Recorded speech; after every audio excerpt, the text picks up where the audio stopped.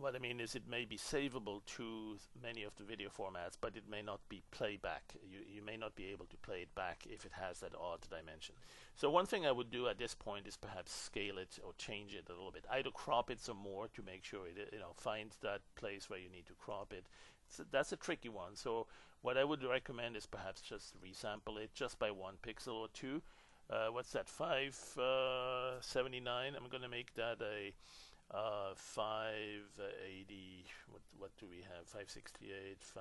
Let's make it 580. Right. Not sure if that's a smart number. Let's go with that. But then, because of the constraints, it's changing the height. So that one, I'm going to go unclick the constraint and just keep it at 5. Oh, you know what? We can make it a perfect square here. Who will notice? 580 by 580. And then that way later on we can even make it 512 squared. You could do that right now.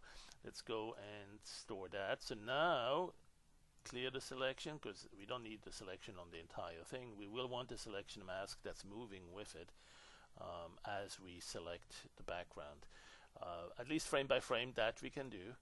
But there's a couple of smarter ways to do it probably, and we'll experiment with that. Alright, so here is an animation I'm going to store quickly. Save that. And this is short 2 cropped. Right, so that's somewhat cropped, resized, resampled. What's that? 580 by 580. Yeah, it doesn't hurt to have some information in here. .dwa is the file type. You don't have to do that. I think it will add it. So we here have a safe copy here. If you restored this earlier stored long version, you can simply click on that, and there it is again. And if you want to restore the one we just saved, you go to Open and select this one. And so now we should have a perfect 580 by 580. Let's verify that for image info. There it is, 580 by 580. And we should have, 33 frames. All right, so we could manually, one by one, select the gray background and get the alpha channel from that, store that alpha channel, then select the next frame and select this again. So I'm going to show just 2 or 3 iterations of that so we understand how boring and how slow that is. But it is doable, and sometimes, if you work in a frame by frame mode and mindset, the workflow may be suitable. So one thing I'll do is I'll go to, first of all, I'll select a couple of things here that I may need again later. This one here, I want to, this background, yeah, I need to save, have a safe copy of these. So I'm going to go and select this. Let me go free the animation first here. Free. There you go. We don't need the animation toolbar at this point, so I'm going to restore this, but it's small, different dimensions. So I'm going to go store new image. There you go. Okay. Selection can be cleared, and then I'm going to go save that. So I'm going to go save it as a PNG, something lossless, right? PNG or Targa. This is in the right folder. I'm going to save it as a PNG, and this will be background plasma on fire. Okay, and maybe this one, was that the same? Yeah, it was the same. So I can always go from here and get back to that by turning it into a grayscale. There's a couple of other things I did to that. Maybe this one here would be a good one to save too. So I'm going to save this one here, and it'll be the same name, but it will be, let's call this number 2. And do we need the one with the flare and the glow? Yeah, why not? Let's do a little bit of that as well. Save and 3. So number 3 is the charm. Alright, so let's go back to these. We don't need these really so much. We have them on file. We can always restore those.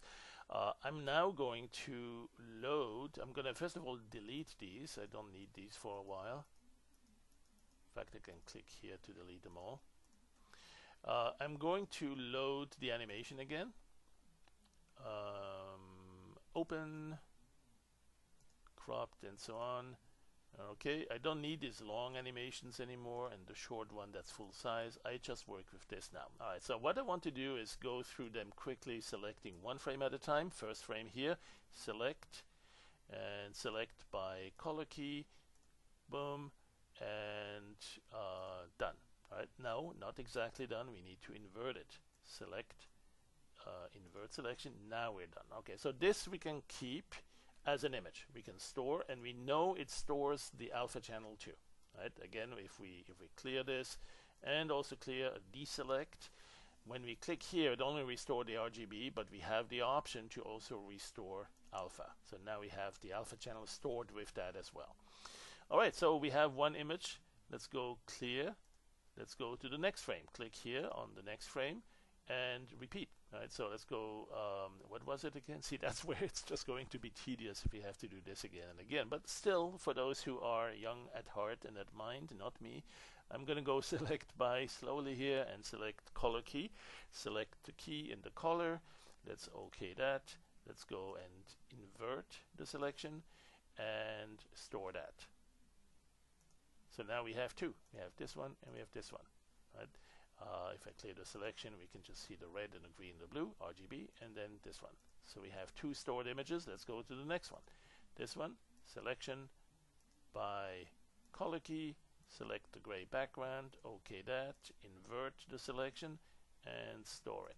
Now we have three. As you can see, this is tedious, but it's not impossible. And sometimes that's good enough. You know, sometimes you say, yeah, I'm going to do this in 5 minutes, I'm done, rather than trying to figure out something that could automate a few steps. There are other ways, though, and we should probably explore that as well. All right, so what are the other ways? Let's go and store. Let's go open the animation again. There it is. And I'm going to work with this a few times, so let me store this animation. Store this animation to disk, nonetheless. And so what I want to do is see if I can somehow identify this gray value as what should be transparent. Now, ideally, this would be either the brightest pixels or the darkest pixels, right? It's not like that, though, but if it were, we could possibly use a threshold filter. Right, we could use a threshold filter and see at what point do we see some color for the background and everything else is a different color. But that's where the problem is that the gray that we have in the background is a little bit different. All right, what else could we possibly do here to select? I'm going to need to see if I have a compositing option. All right, so let's think about that for a second. So under the filter menu, we have a couple of things here that are combined with swap.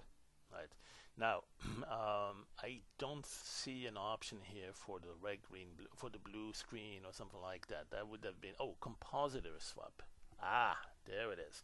All right. So what we need to do is have somehow a composition. Oh no, that's not it.